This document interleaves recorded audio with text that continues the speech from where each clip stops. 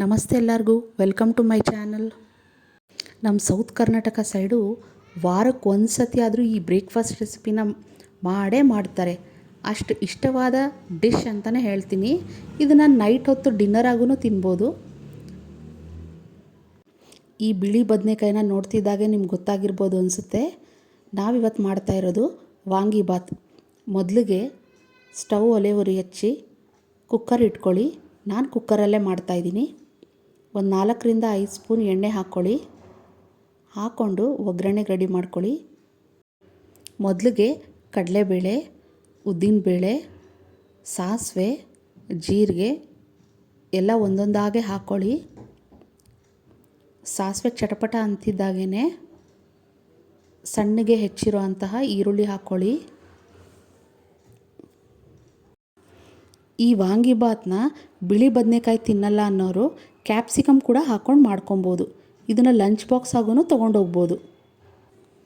ಈಗ ಈರುಳ್ಳಿ ಹಾಕ್ಕೊಂಡು ಚೆನ್ನಾಗಿ ಹುರ್ಕೊತಾ ಇದ್ದೀನಿ. ಇದೊಂಚೂರು ಮೆತ್ತಗಾಗಿದ್ದ ತಕ್ಷಣವೇ ಅರಿಶಿನ ಪುಡಿ ಹಾಕ್ಕೊಳ್ಳಿ. 1 ಸ್ಪೂನಷ್ಟು ಅರಿಶಿನ ಪುಡಿನೂ ಹಾಕ್ಕೊಂಡು ಚೆನ್ನಾಗಿ ಕಲಿಸ್ಕೊಳ್ಳಿ. ಇದಕ್ಕಿವಾಗ ಸಣ್ಣಗೆ ಹೆಚ್ಚಿರೋ ಅಂತಹ 1 ಟೊಮಾಟೊ ಹಾಕ್ಕೊಳ್ಳಿ. ಹಸಿ ಬಟಾಣಿ ಹಾಕ್ಕೊಳ್ಳಿ. ಹಾಗೆ ಒಂದು ಸ್ವಲ್ಪ ಉಪ್ಪು ಹಾಕ್ಕೊಳ್ಳಿ. ಎಲ್ಲ ಹಾಕ್ಕೊಂಡು ಚೆನ್ನಾಗಿ ಕಲಿಸ್ಕೊಳ್ಳಿ.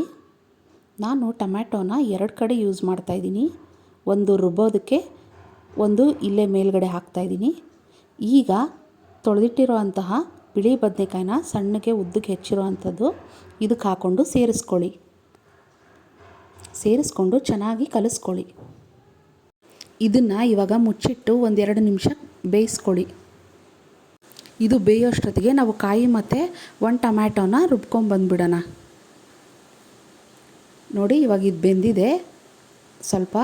ಇದಕ್ಕಿವಾಗ ರುಬ್ಬಿರೋ ಟೊಮ್ಯಾಟೊ ಮತ್ತು ಕಾಯಿ ಮಿಶ್ರಣನ ಹಾಕಿ ಚೆನ್ನಾಗಿ ಕಲಸೋಣ. ಇದಕ್ಕೆ ಇವಾಗ ವಾಂಗಿಬಾತ್ ಪೌಡರ್ ಹಾಕ್ಕೊಳ್ಳಿ, ಒಂದು 3 ಸ್ಪೂನ್ ಆಗೋಷ್ಟು. ಅದ್ರ ಜೊತೆಗೇ ಅಚ್ಚ ಖಾರದ ಪುಡಿ ಹಾಕ್ಕೊಳ್ಳಿ.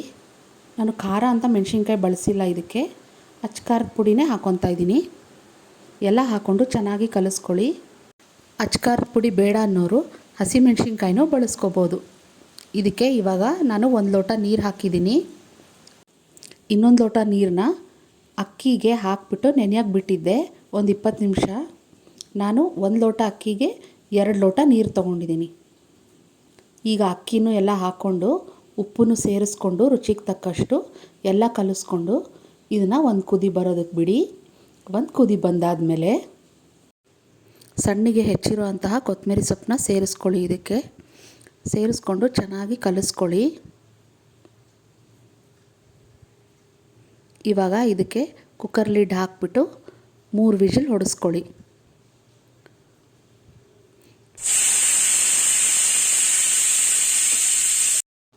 ಈಗ ನೋಡಿ, ನಮ್ಮ ವಾಂಗಿಬಾತ್ ರೆಡಿಯಾಗಿದೆ.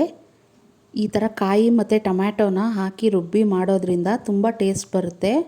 ಟ್ರೈ ಮಾಡಿ ನೋಡಿ, ಹೇಗೆ ಬಂತು ಅಂತ ಕಮೆಂಟ್ ಮಾಡಿ. Thanks for watching. Bye all.